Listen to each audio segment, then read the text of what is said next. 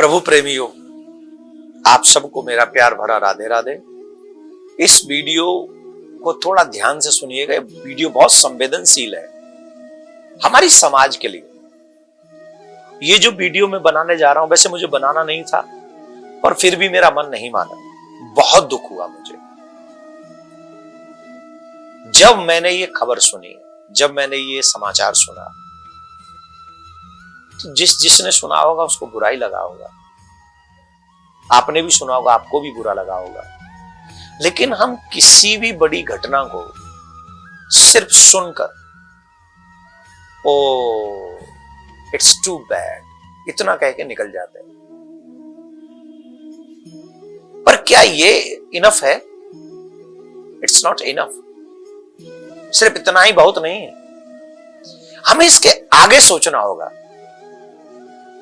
कि आखिर समाज ऐसा क्यों हो गया।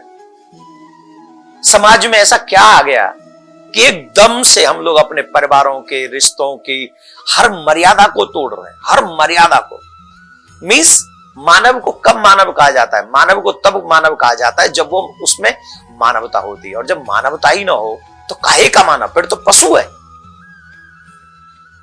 भाई। मानवता होगी तभी ना मानव कहलाएंगे, और जब मानवता ही नहीं होगी तो काहे के मानव हम?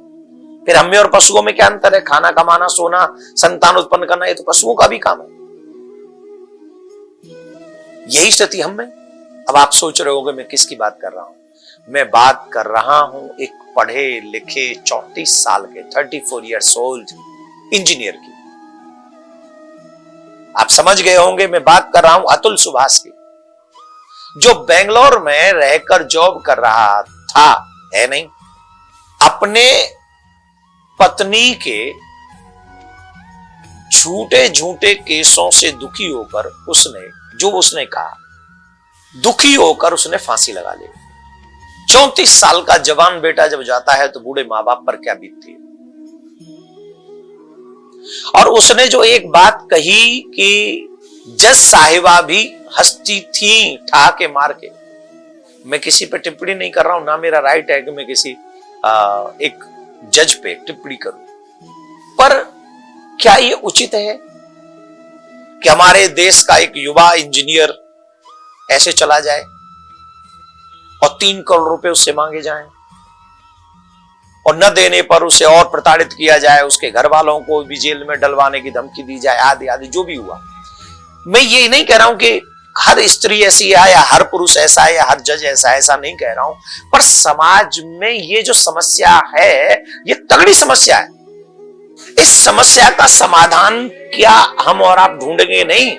क्या हमको ढूंढना नहीं चाहिए? अवश्य ढूंढना चाहिए। और इसका एकमात्र समाधान है कि हमारे बच्चे धर्म को जाने। कल को यह घटना हमारे भी घर में हो सकती है, हम सबके घर में हो सकती है, क्योंकि हम पैसे के लिए अंधे हो चुके हैं। हम कुछ भी कर दे, हम मार भी देंगे किसी को, वो तो अपने आप मर गया। अगर हमें पैसा कोई ना दे तो हम तो उसे मार दें। और आजकल ये सिस्टम चल रहा है। हम किसी की इज्जत से खेलते हैं पैसे के लिए। कितने लोग मिल जाएंगे आपको जो सिर्फ इसी का खा रहे हैं कि हम तुमको बदनाम करेंगे, हम तुमको ये करेंगे, हम तुमको ये करेंगे, नहीं तो तुम ऐसा करो। कितने लोग खा रहे हैं इसी बात का। ये हो गया इज्जत से खेलना। और जब इज्जत दांव पर आती है तो जो सम्मानीय व्यक्ति होता है वो क्या करता है? वो सुसाइड करता है। जो सह नहीं पाता है वो क्या करता है? वो सुसाइड करता है। वही किया अतुल सुभाष ने। और ऐसे कितने अतुल सुभाष हैं जो मरने के लिए तैयार हैं। गुनहगार वो भी हैं जो अपने घर में बहुओं को जला देते हैं। गुनहगार वो भी हैं जो दहेज के लिए अपनी बहुओं को सताते हैं, चाहे वो पति क्यों ना हो। पर ये समाज में एक जहर है। इस जहर को सिर्फ ज्ञान से और संतोष से ही मिटाया जा सकता है। मेरा हृदय दुखी था।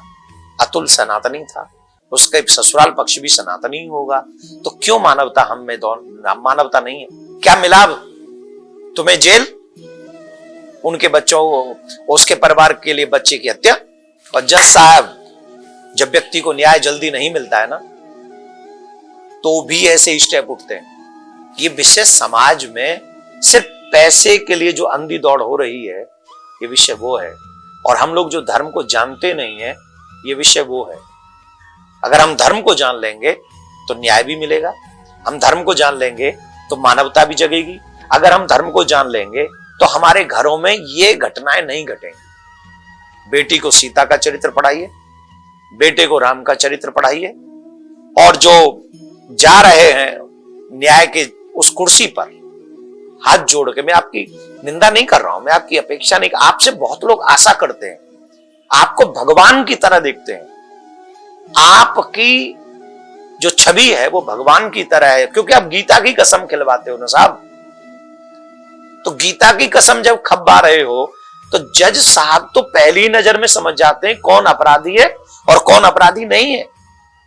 तो हमें न्याय चाहिए, सबूत नहीं। समाज में जब न्याय होगा वो भी सत्य के बल पे, सबूत के बल पे नहीं। सबूत तो बना लिए जाते हैं, लेकिन जब सत्य के बल पे न्याय होगा तो हमको लगता है समाज में फिर से राम राज्य की स्थापना हो सकती है। मैं यही प्रार्थना करूंगा हर बेटी से, पैसा नहीं पति आवश्यक है। हर पति से रूपरेखा नहीं संस्कार आवश्यक है पत्नी के रूप में। तो आप समाज को जानिए, आप धर्म को जानिए और अपनी जिम्मेदारियों से भागिए मत, अपनी जिम्मेदारियों को निभाइए। हो सकता है मैंने भावना में आके कोई शब्द ऐसा कहा हो जो आपको बुरा लगा हो, तो मैं उसके लिए क्षमा चाहता हूं। लेकिन फिर भी ये वीडियो आप घर घर तक पहुंचाइए, जिससे और कोई अतुल सुभाष घर में ना हो। एक और मैसेज, कितनी भी बड़ी समस्या हो, आत्महत्या उसका समाधान नहीं है। जीवित रहोगे हर समस्या का समाधान हो जाएगा।